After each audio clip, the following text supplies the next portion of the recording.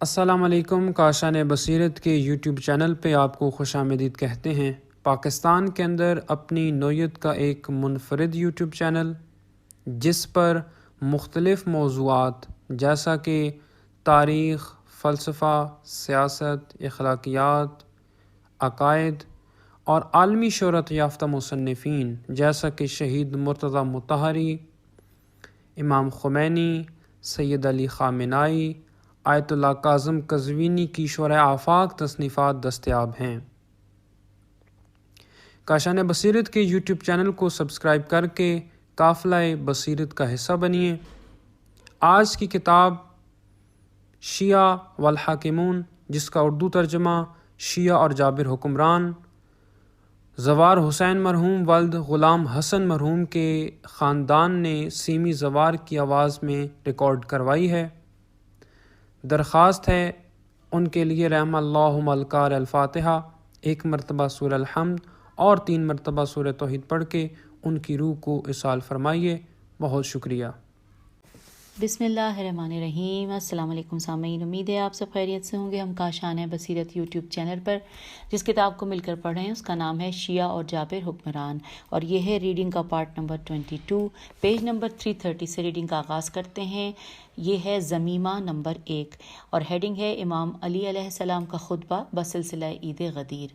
حضرت امیر المومنین علیہ السلام کی خلافت و حکومت کے زمانے میں ایک دفعہ عید غدیر جمعے کے دن پڑی تو آپ نے ایک بلیغ خطبہ ارشاد فرمایا جس سے عید غدیر کی شوکت و عظمت واضح ہوتی ہے. آپ نے فرمایا انورٹڈ کاما خدا کا شکر ہے جسے اگرچہ شکر ادا کرنے والوں کے شکر کی کوئی ضرورت نہیں، مگر اس نے اسے اس بات کا وسیلہ بنایا ہے کہ لوگ اس کی ربوبیت کا اقرار کریں.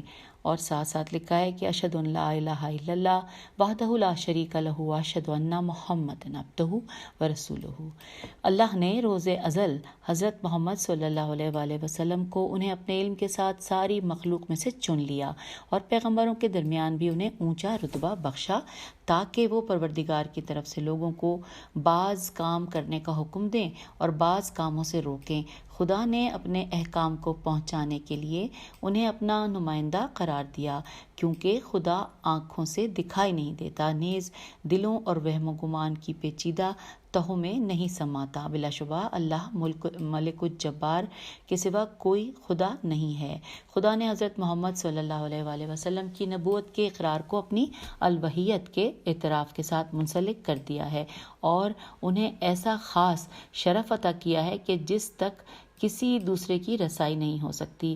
حضرت محمد صلی اللہ علیہ وآلہ وسلم اس خصوصیت اور عنایت کے قابل بھی تھے کیونکہ انہوں نے اپنے آپ کو خدا کے لیے مخصوص کر دیا تھا اور وہ خدا کے حبیب تھے.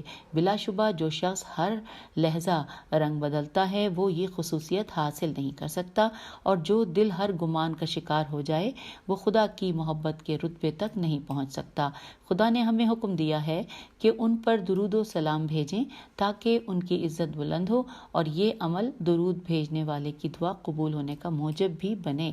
خدا خود بھی ان پر درود بھیجتا ہے اور انہیں بڑھ چڑھ کر عزت اور شرف بخشتا ہے اور ان کی بزرگی میں اضافہ فرماتا ہے، حتیٰ کہ ان کی بڑائی اور عظمت کی کوئی حد نہیں اور وہ ہمیشہ رہے گی. پھر حضرت محمد صلی اللہ علیہ وآلہ وسلم کے بعد خدا نے اپنی مخلوق میں سے چند ہستیوں کو اپنے مخصوص بندے قرار دیا. اس میں ان مخصوص بندوں کو حضرت محمد صلی اللہ علیہ وآلہ وسلم کی رفعت کی بدولت سرفرازی بخشی اور حضرت محمد صلی اللہ علیہ وآلہ وسلم کی ذمہ داریاں ان کے سپرد کیں تاکہ وہ سچے داعیوں کی حیثیت سے لوگوں کو خدا کی طرف بلائیں اور انہیں خدا شناسی کا سبق دیں.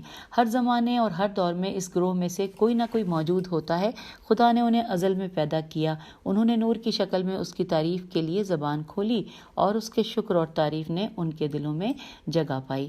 پھر اس نے انہیں ہر اس شخص کے لیے اپنی حجت بنایا جو خدا کی ربوبیت اور اپنی بندگی کا اعتراف کرتا ہے. نیکسٹ پیراگراف میں لکھا ہے کہ ان تمام باتوں کے باوجود اس کے بندے ہیں، اور بندے بھی ایسے جو اس کے حکم کے بغیر کوئی بات نہیں کہتے، ہمیشہ اس کے فرمان کے مطابق چلتے ہیں. خدا خود ان کی کیفیت اور احوال سے بخوبی واقف ہے. وہ کسی شخص کے لیے مغفرت کے طالب نہیں ہوتے بجز اس شخص کے کہ جسے خدا پسند کرتا ہو. ان کا دل دل خدا کے خوف سے کبھی خالی نہیں ہوتا. وہ اس کے سبھی احکام بجا لاتے ہیں اور سنت الہی کی پیروی کرتے ہیں. وہ خدا کی حدود سے تجاوز کرتے ہیں اور اس کے فرمان کے مطابق چلتے ہیں. نیز یہ کہ خدا نے اپنے بندوں کو اندھا بہرا نہیں رکھا. اس نے انہیں عقل دی ہے جو ان کے وجود میں گندھی اور ان کی روح میں مضبوطی سے جمی ہوئی ہے. ہم آ گئے پیج 332 پر. اس نے حواس کی قوت کو عقل کا خدمتگار بنایا اور اسے کان، آنکھ اور بدن کے اندرونی حصے میں رکھا. یوں اس نے سب پر حجت تمام کی اور انہیں روشن راستہ دکھایا. اس نے اپنی قدرت سے لوگوں کو بولنے والی زبان دی تاکہ انہیں حواس اور غور و فکر کے ذریعے جو کچھ پتہ چلے اسے بیان کر سکیں. اے مومنین کی جماعت، اس کے بعد میں تمہیں یہ بتانا چاہتا ہوں کہ خدائے عز و جل نے آج کے دن تمہیں 2 عیدیں فراہم کی ہیں. یہ 2 عیدیں بڑی عیدیں ہیں جن میں سے ایک دوسری کے بغیر قائم نہیں ہو سکتی. اس نے یہ اس لیے کیا ہے کہ تاکہ بھلائی کو تمہارے حق میں مکمل کر دے اور انہیں راہ راست سے آگاہ کر دے اور تمہیں ایسے روشن دل لوگوں کے پیچھے لے جائے جنہوں نے ان کی ہدایت کی چمک سے روشنی حاصل کی ہے اور تمہیں اپنے دین مبین کی راہ پر چلائے اور تمہیں اپنی بے شمار نعمتوں سے نوازے. اسی بنا پر اس نے جمعے کو اجتماع کا دن قرار دیا اور سب کو اس میں شریک ہونے کو کہا تاکہ جو کچھ تم نے ہفتے بھر میں کیا ہو اس کی صفائی ہو جائے اور اپنے کام کاج میں جو خرابی اور کمی تم نے کی ہو اس میں ہر جمعے کو باقاعدگی اور صحت پیدا ہو جائے. اسی دن مومنین ایک دوسرے کو یاد کرتے ہیں. اسی دن متقین تقوی کا اظہار کرتے ہیں. اسی دن خدا نیکوکاروں کو ان کے اعمال کی جزا اور دونوں کے مقابلے میں کئی گنا زیادہ اور دنوں کے مقابلے میں دوسرے دنوں کے مقابلے میں کئی گنا زیادہ دیتا ہے. لیکن معاملہ یہیں پر ختم نہیں ہو جاتا بلکہ ضروری یہ ہے کہ اس نے جو حکم دیا ہو اسے بجا لاؤ اور جس چیز سے منع کیا ہو اسے چھوڑ دو اور جن کاموں کے کرنے کا حکم اس نے تاکید سے دیا ہو اس کی تعمیل کے لیے پوری عاجزی کے ساتھ کمر کس لو. اب تمہیں یہ جان لینا چاہیے کہ توحید پر اعتقاد اس وقت تک قابل قبول نہیں جب تک حضرت محمد صلی اللہ علیہ وآلہ وسلم کی رسالت کا اقرار نہ کیا جائے اور کوئی اعتقاد اور عمل قبول نہیں ہوتا جب تک اس شخص کی ولایت قبول نہ کی جائے جسے خود خدا نے ولی بنایا ہے. ہم آ گئے پیج 333 پر. لکھا ہے اور خدا کی اطاعت قاعدے کے مطابق نہیں ہوتی بجز اس کے کہ تمہیں خدا کی رحمت اور حمایت اور ان لوگوں کی سرپرستی حاصل ہو جو اس کے اہل ولایت ہیں، یعنی وہ لوگ جن کے بارے میں غدیر کے دن اس نے آیت بھیجی اور اپنے خاص اور چنے ہوئے بندوں کے حق میں اپنا ارادہ ظاہر کیا اور رسول اکرم صلی اللہ علیہ وآلہ وسلم سے فرمایا کہ وہ پیغام وہی لوگوں تک پہنچا دیں اور گمراہوں اور منافقوں کی کوئی پرواہ نہ کریں اور خود اس بات کی ضمانت دی کہ وہ آپ کو ان کے شر سے محفوظ رکھے گا. خدا نے بداندیش لوگوں کے شر سے رسول اکرم صلی اللہ علیہ وآلہ وسلم کی حفاظت کی جانب اشارہ کرتے ہوئے ان لوگوں کی دلی کیفیت ظاہر کر دی جو شک میں مبتلا تھے اور ان لوگوں کے باطن سے پردہ ہٹا دیا جو ارتداد کے راستے پر چل رہے تھے. یہی وہ وقت تھا جب مومن اور منافق دونوں کو جو کچھ جاننا چاہیے تھا وہ جان گئے. اس کے بعد جو شخص بے پرواہ تھا اس نے سچائی سے منہ موڑ لیا اور جو شخص ثابت قدم اور مستقل مزاج تھا وہ سچائی قبول کرنے پر مضبوطی سے جمع رہا. یہی وہ وقت تھا جب منافقوں کی جہالت اور نافرمان لوگوں کی دیدہ دلیری میں اضافہ ہو گیا. انہوں نے بہت دانت پیسے اور ہاتھ پاؤں مارے. ایک نے بات کہی، دوسرا چیخا چلایا اور جس شخص نے نافرمانی کو اپنا شعار بنا رکھا تھا وہ اپنی نافرمانی پر ڈٹا رہا. ان میں سے کچھ لوگوں نے اعتراف بھی کیا لیکن یہ اعتراف تہہ دل سے یا ایمان کی روح سے نہیں تھا، جبکہ ایک اور گروہ نے زبان سے بھی اور دل و جان سے بھی اعتراف کیا. یوں خدا نے اپنے دین کو مکمل کر دیا اور دین کو مکمل کر کے رسول اکرم صلی اللہ علیہ وآلہ وسلم اور مومنین کی آنکھیں روشن کر دیں. اور یہ وہی واقع غدیر تھا جس کے تم میں سے کچھ تو خود گواہ تھے اور کچھ دوسروں کو اس کی خبر ملی تھی. ہم آ گئے پیج 334 پر. اور اس واقعے سے صابر لوگوں کے لیے خدا کا وعدہ پورا ہوا اور اس نے فرعون، حامان اور قارون کے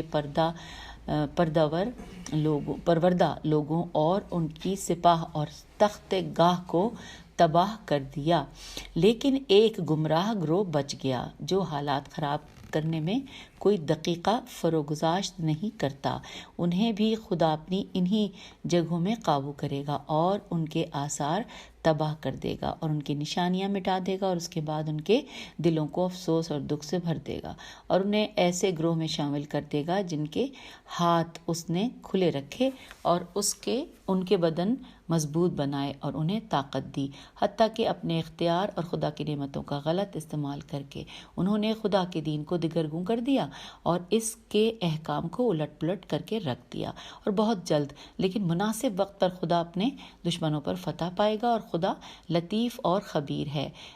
آگے پیراگراف میں لکھا ہے اور یہ بریکٹ میں ہے کہ میرے لیے اتنی باتیں کہنا ضروری نہ تھا، کیونکہ بریکٹ کلوز ہو گیا، اطلاع دینے کے لیے اس سے کم گفتگو بھی کافی تھی۔ اے لوگوں، تم پر خدا کی رحمت ہو، جس چیز کی طرف خدا نے تمہیں بلایا ہے اور اس کی ترغیب دی ہے، اس کے بارے میں سوچو اور اس کے دین کی طرف توجہ دو اور اس کی راہ پر چلو، ٹیڑھے میڑھے راستے اختیار نہ کرو تاکہ خدا کی راہ سے پیچھے نہ رہ جاؤ۔ بلا شبہ آج کا دن بہت بڑا دن ہے، آج کے دن کشائش پہنچی اور آج کے دن ان لوگوں کے درجے بلند ہوئے جو اس کے اہل تھے اور برہان الہی روشن ہوئی۔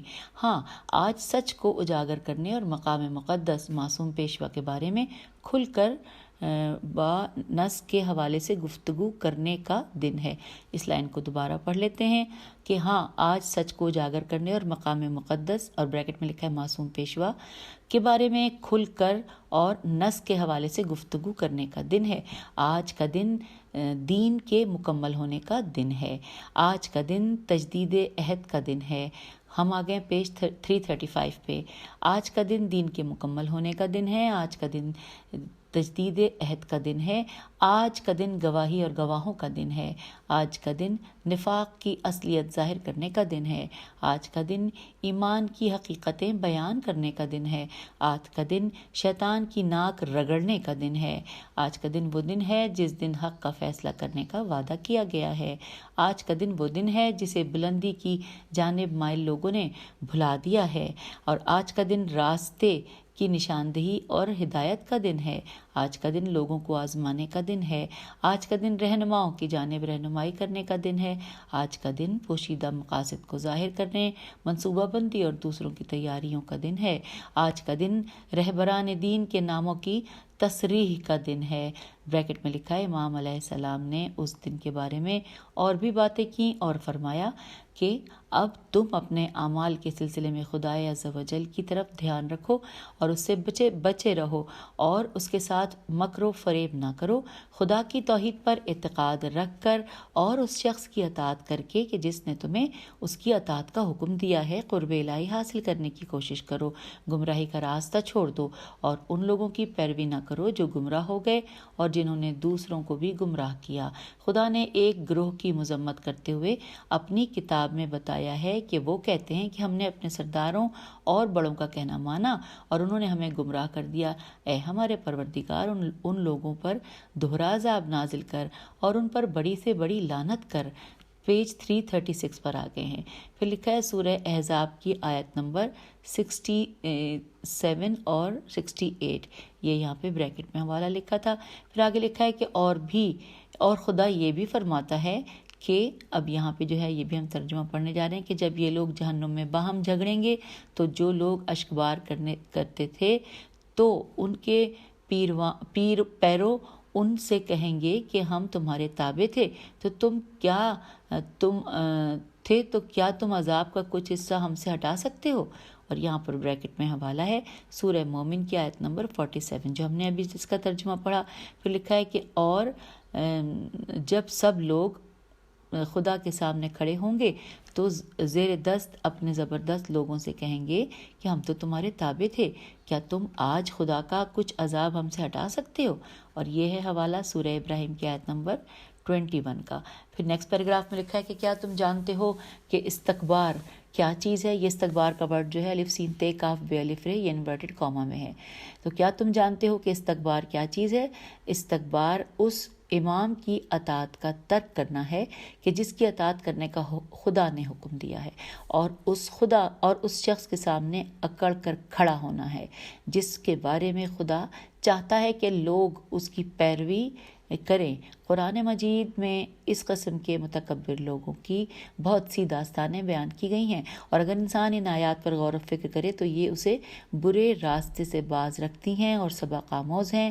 اے ایمان والوں، جان لو کہ بے شک خدا ان لوگوں سے محبت کرتا ہے جو اس کی راہ میں یوں پرا باندھ کر لڑتے ہیں کہ گویا وہ سیسا پلائی ہوئی دیواریں ہوں۔ اور یہاں پر یہ ہے حوالہ سورہ صف صاد فے صف آیت نمبر 4۔ آگے نیکسٹ پیراگراف میں لکھا ہے کہ کیا تم جانتے ہو کہ فی سبیلہ ہی سے کیا مراد ہے، اور صراط اللہ اور سبیل اللہ کون ہے؟ میں ہوں خدا کی صراط جو اس پر نہیں چلتا، اس کی اطاعت نہیں کرتا، وہ گمراہی کے گڑھے میں گر جاتا ہے، اور میں ہوں سبیل اللہ جسے پیغمبر خدا صلی اللہ علیہ وآلہ وسلم کے بعد اس نے مقرر کیا اور اس کی نشاندہی کی ہے۔ اور اب ہم آ گئے ہیں پیج نمبر 337 پہ۔ اس کی نشاندہی کی ہے، اور میں ہوں جنت اور جہنم کو تقسیم کرنے والا، اور میں ہوں حجت خدا تمام بنی نوع انسان پر۔ اب تم غفلت کی نیند سے جاگو اور موت کے آنے سے پہلے نیک اعمال کرو، اور خدا کی بخشش حاصل کرنے کے لیے ایک دوسرے کا سبقت لے جانے کی کوشش کرو، قبل اس کے کہ قیامت برپا ہو۔ ایک دیوار کھڑی کر دی جائے جس کے اندر کی جانب جنت اور باہر کی جانب جہنم ہوگا۔ اس وقت تم آواز دو گے اور تمہاری آواز کوئی نہیں سنے گا، اور دہائی دو گے لیکن کوئی اس کی پرواہ نہیں کرے گا۔ ہوش میں آؤ قبل اس کے کہ تم فریاد کرو اور کوئی تمہاری فریاد کو نہ پہنچے۔ وقت نکل جانے سے پہلے اطاعت کرنے میں جلدی کرو۔ یہ مت سمجھو کہ سزا اور جزا کا دن دور ہے، بلکہ یوں سمجھو کہ خوشیوں کو تباہ کرنے والی موت بس آ ہی پہنچی ہے، اور پھر کوئی جگہ ایسی نہیں جہاں بھاگ کر پہنچا جائے اور اس سے نجات حاصل کی جائے۔ نیکسٹ پیراگراف میں لکھا ہے کہ اب یہ اجتماع اختتام کو پہنچنے والا ہے، اور تم سب اپنے اپنے گھروں کو روانہ ہو جاؤ گے۔ خدا تم پر رحمت کرے اور اپنے گھر والوں کے لیے تمہارا حوصلہ فراخ ہو۔ اپنے بھائیوں کے ساتھ نیکی کرو، خدا نے جو تمہیں نعمتیں دی ہیں ان کے لیے اس کا شکریہ ادا کرو، اور متحد ہو جاؤ تاکہ خدا تمہاری مدد کرے۔ بھلائی سے پیش آؤ تاکہ خدا تمہاری دوستی کو پائیدار کرے۔ خدا کی دی ہوئی نعمتوں میں سے ایک دوسرے کو تحفے بھیجو۔ آج کے دن خدا دوسری عیدوں کے مقابلے میں کئی گنا زیادہ اجر دیتا ہے، ایسا اجر کہ تمہیں عید غدیر کے علاوہ کبھی کہیں نہیں ملے گا۔ آج کے دن اچھے کام کرنا مال میں اضافہ کرنا عمر لمبی کرتا ہے، اور صلہ رحم کرنا خدا کی امانت کا موجب بنتا ہے۔ آج کے دن اپنے بھائیوں اور اہل خاندان کو خدا کے دیے ہوئے مال میں سے جتنا دے سکو اپنا چہرہ ہمیشہ حشاش بشاش رکھو، اور جب ایک دوسرے سے ملو تو خوشی کا اظہار کرو اور خدا کی نعمتوں کا شکریہ ادا کرو۔ جاؤ اور جن لوگوں کی توقعات تم سے وابستہ ہیں ان سے جتنی بھلائی کر سکتے ہو کرو۔ پیج نمبر 338 پہ آ گئے ہیں۔ کھانے پینے میں خود اپنے اور اپنے ماتحتوں کے درمیان برابری برتو، اور اس برابری اور مساوات کو جہاں تک تم سے ہو سکے عملی شکل دو، کیونکہ آج کے دن ایک درہم کا بدلہ 1,00,000 درہم کے برابر ہے، اور برکت خدا کے ہاتھ میں ہے۔ اس دن روزہ رکھنا بھی خدا نے مستحب قرار دیا ہے اور اس کا بہت بڑا اجر مقرر کیا ہے، لیکن اگر کوئی شخص آج کے دن اپنے دینی بھائیوں کی خواہش کے بغیر ان کی حاجت پوری کرے اور برضا و رغبت ان سے بھلائی کرے تو اس کا بدلہ اس شخص کے برابر ہے کہ جو آج کے دن کا روزہ رکھے اور تمام رات طلوع فجر تک عبادت کرے، اور جو شخص آج کے دن کسی روزے دار کو افطاری دے اس کا یہ فعل ایسا ہی ہے جیسے کہ ان لوگوں نے کہ کئی ایک گروہوں کو افطاری دی ہو۔ جو ہی تم ایک دوسرے سے ملو سلام کہنے کے ساتھ ساتھ مصافحہ کرو، اور جو نعمت آج کے دن تمہیں میسر ہوئی ہے اس کے لیے ایک دوسرے کو مبارکباد کہو۔ جو شخص یہاں موجود ہے اور یہ باتیں سن رہا ہے اسے چاہیے کہ ان باتوں کو اس شخص تک پہنچا دے جو یہاں موجود نہیں اور ان کو نہیں سن رہا، اور دولت مندوں کو چاہیے کہ حاجت مندوں کا سراغ لگائیں اور طاقتور کمزوروں کو تلاش کریں، یعنی امیر المومنین علیہ السلام اور طاقتور لوگ غریبوں اور کمزوروں کی مدد کریں۔ رسول اکرم صلی اللہ علیہ وآلہ وسلم نے ہمیں انہی چیزوں کا حکم دیا ہے۔ اور اب یوں خطبے کے اختتام پر حوالہ دیا گیا ہے ماخوذ از مستدرک نہج البلاغہ علامہ ہادی کاشف الغطاء، نجفی، اور یہاں بریکٹ کلوز ہو گیا ہے۔ اب آگے پڑھتے ہیں، لکھا ہے اس خطبے میں حضرت علی علیہ السلام نے واضح الفاظ میں فرمایا ہے کہ خدا نے خود رہبر مقرر کیا ہے اور اس کے بارے میں آیت بھی نازل کی ہے۔ یہ بات ان لوگوں کی ہرزہ سرائی کا جواب ہے کہ جو کہتے ہیں کہ اسلام میں کسی خاص شخص کو امام اور خلیفہ نامزد نہیں کیا گیا اور قرآن مجید میں اس بارے میں کچھ نہیں کہا گیا۔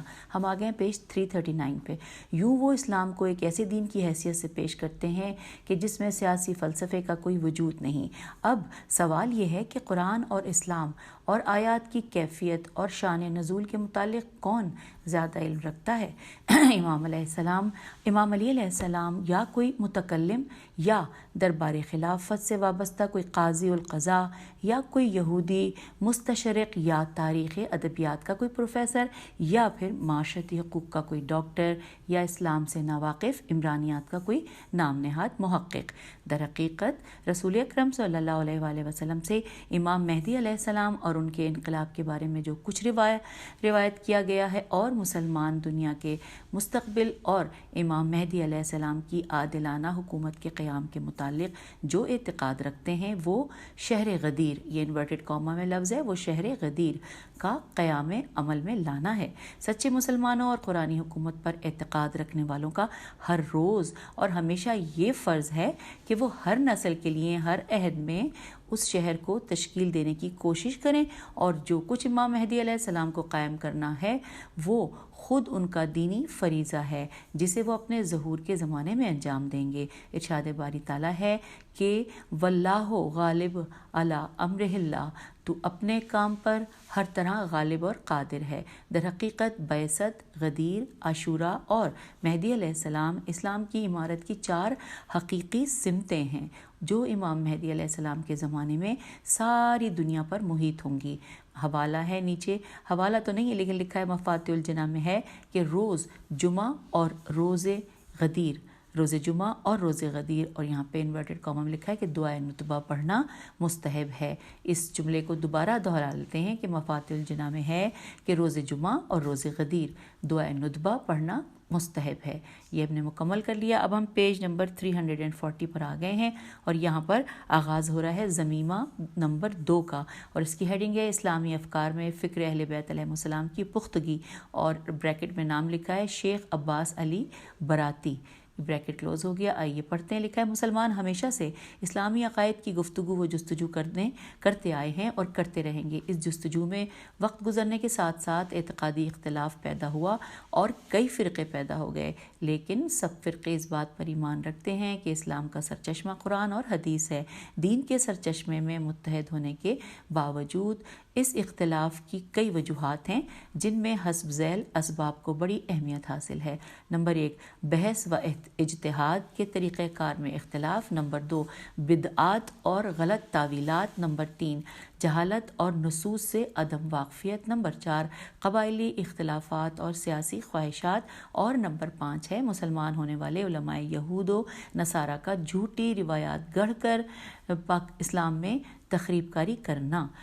نیکسٹ پیراگراف میں لکھا ہے کہ ہمیں یہ تسلیم کرنے میں کوئی باک نہیں کہ رسول اکرم صلی اللہ علیہ وآلہ وسلم کی حیات طیبہ بھی میں کچھ فکری اور اعتقادی اختلافات نے سر اٹھایا تھا، لیکن وہ اختلاف اس حد تک نہیں پہنچا تھا کہ وہ مذہب کی شکل اختیار کرتا، کیونکہ حضرت صلی اللہ علیہ وآلہ وسلم موجود تھے اور آپ اس طرح کے اختلاف کا بروقت تدارک کرتے تھے اور اسے پھیلنے نہیں دیتے تھے۔ آپ کی مدبرانہ قیادت کی وجہ سے مسلمان معاشرہ ایسی محبت اور اخوت کا ایسا گہوارہ بن گیا تھا کہ جس کی مثال تاریخ میں ڈھونڈے سے نہیں ملتی۔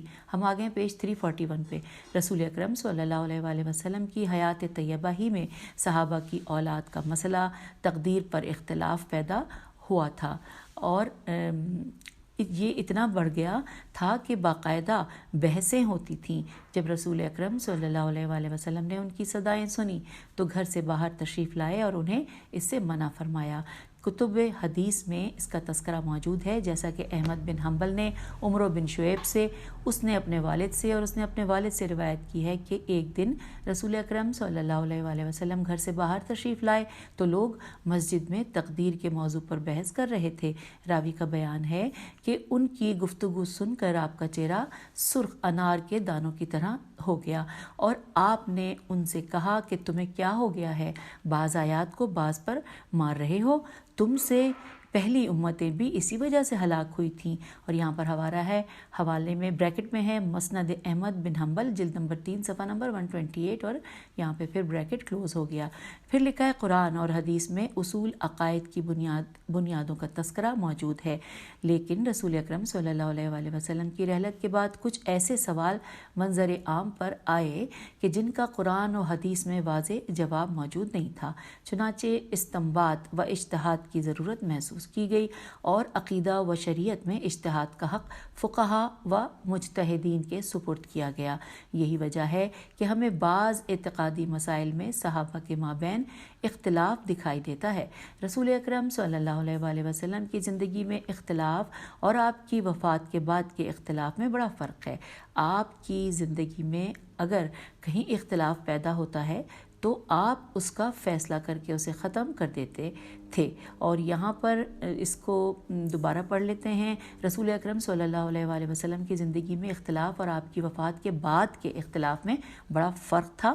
آپ کی زندگی میں اگر کہیں اختلاف پیدا ہوتا تھا تو آپ اس کا فیصلہ کر کے اسے ختم کر دیتے تھے، اور یہاں پر حوالہ ہے سیرت ابن حشام جلد نمبر 1 صفحہ نمبر 341 اور 342، اور اس کے علاوہ مجموعہ الوثائق سیاست ڈاکٹر محمد حمید اللہ جلد نمبر 1 صفحہ نمبر 7 لکھا۔ لیکن آپ صلی اللہ علیہ وآلہ وسلم کی وفات کے بعد وہ حالت قائم نہ رہی۔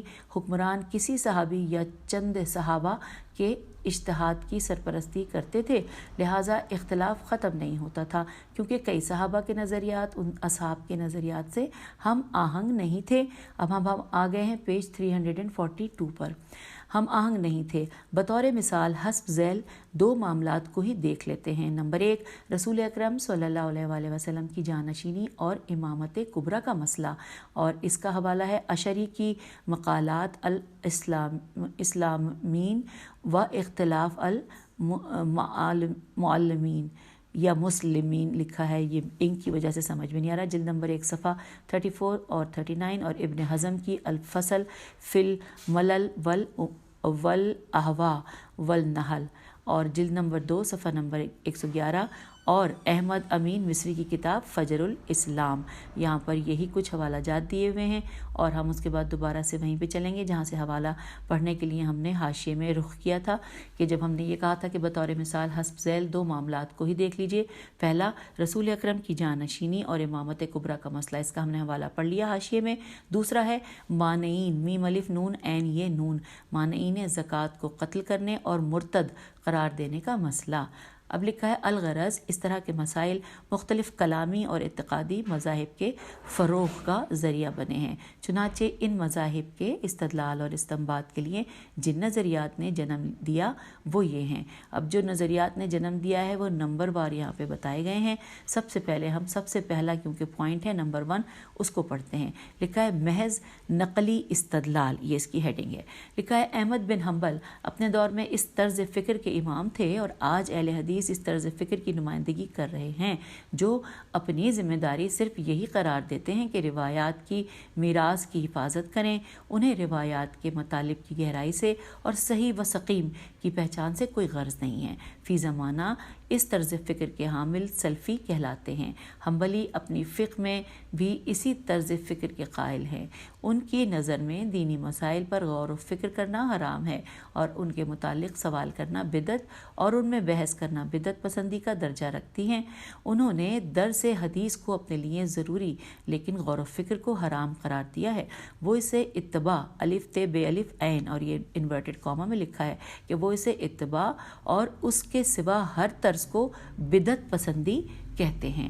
ان کی تمام تر کوشش یہ ہوتی ہے کہ اعتقادی مسائل کے باب میں جو احادیث آئی ہیں ان کی تدوین و تبویب، تے بے واو یہ بے و تبویب ہے یا تبویب ہوگا، تدوین و تبویب کریں، اور اگر ہو سکے تو لفظی تشریح اور روایات کی اسناد بیان کریں۔ چنانچہ بخاری، احمد بن حنبل، ابن حزیمہ، بہیقی اور ابن بطہ کی بے توئے اور پھر ہے بطہ کی کتابوں میں یہی انداز کار فرما دکھائی دیتا ہے۔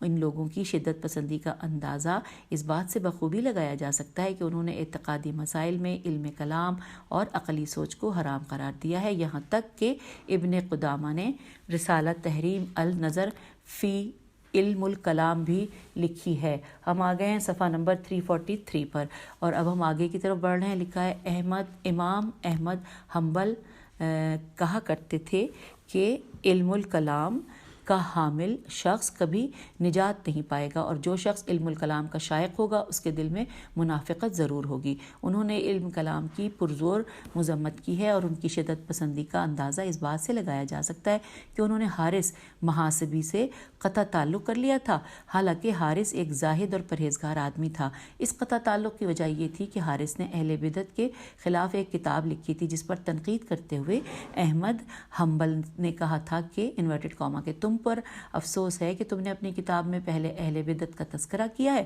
اور پھر ان کی تردید کی ہے، اسی طرح تم نے در حقیقت لوگوں کو اہل بدعت کے نظریات پڑھنے اور ان میں غور و فکر کرنے کی دعوت دی ہے، جس سے لوگ رائے اور بحث کی طرف مائل ہوں گے۔ اور یہاں پر انورٹڈ کاما کلوز ہو گیا۔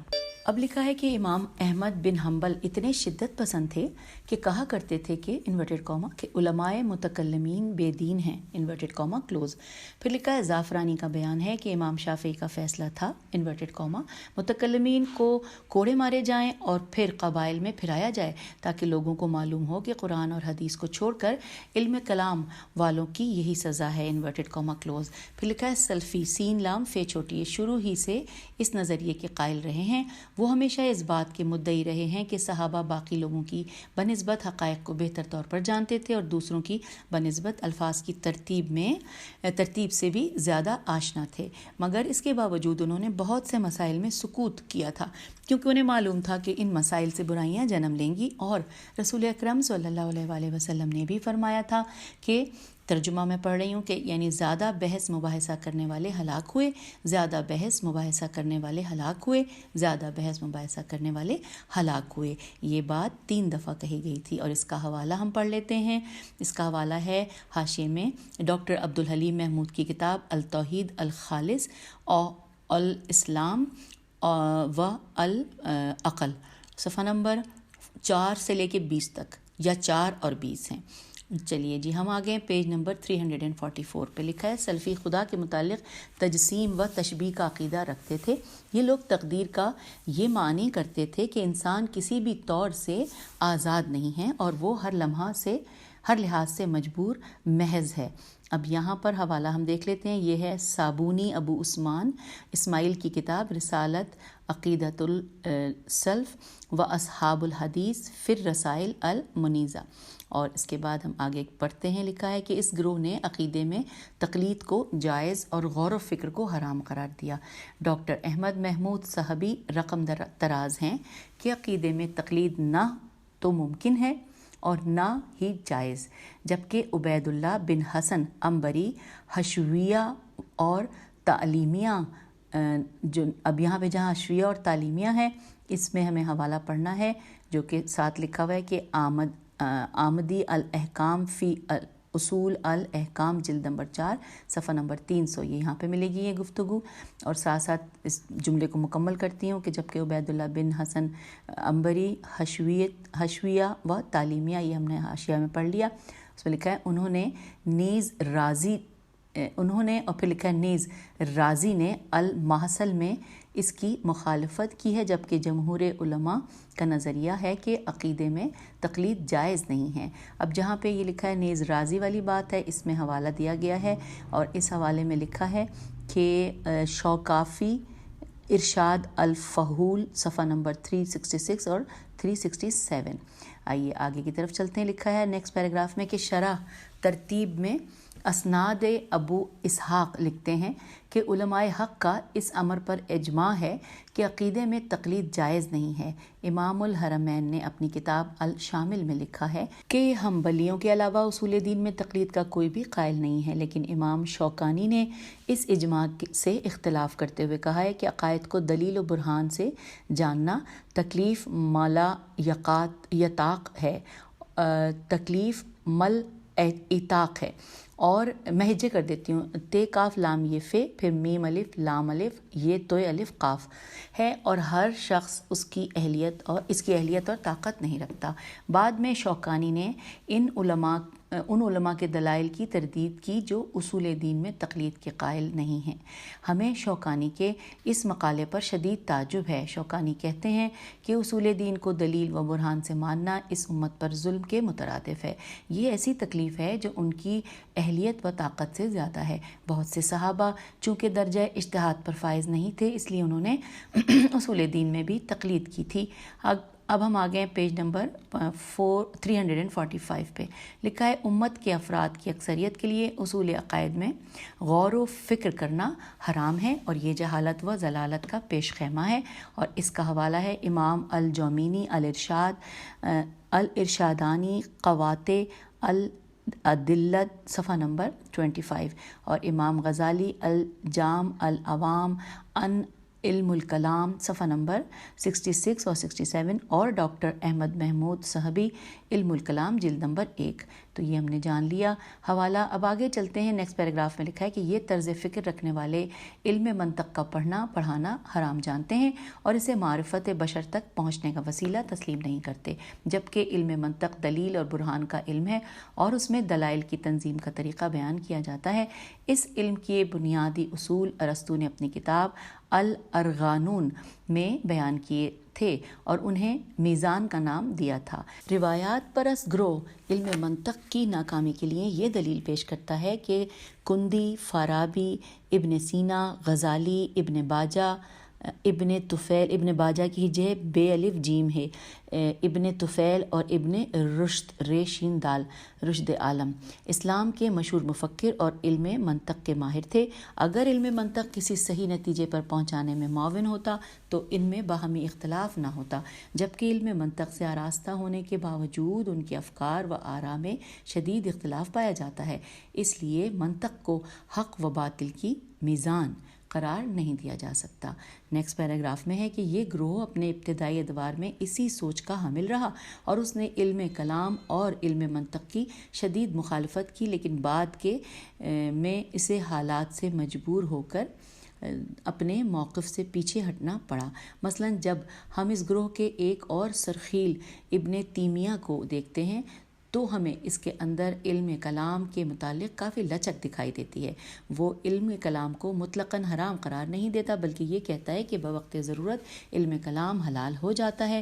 چنانچہ ابن تیمیہ نے ملاحدہ میم لام الف ہے دال ہے اور زنادقہ زین نون الف دال قاف ہے کے نظریات کی تردید کے لیے عقلی اور شرعی دلائل کا سہارا لیا ہے، اور یہاں پر حوالہ ہے ابن تیمیہ مجموعہ الفتاوی جلد نمبر 3 صفحہ نمبر 306 اور 307۔ اور اب ہم اس صفحے پر یعنی کہ صفحہ نمبر 345 پہ آپ سے اجازت چاہتے ہیں۔ اس کے بعد ہم جو اپنی نیکسٹ ریڈنگ ہے وہ 346 پیج سے آغاز کریں گے، لیکن کنٹینیوشن یہی چلے گی، اس لیے آپ کو ساتھ ساتھ سارے ریکارڈنگ سنیں گے تو آپ کو زیادہ بہتر لگے گا۔ تو پھر اجازت دیجیے، ہم اپنی اگلی یعنی کہ سیکنڈ لاسٹ آڈیو میں ملیں گے اور اس کے بعد لاسٹ الحمدللہ اس کتاب کو مکمل کر لیں گے۔ خدا حافظ، فی امان اللہ۔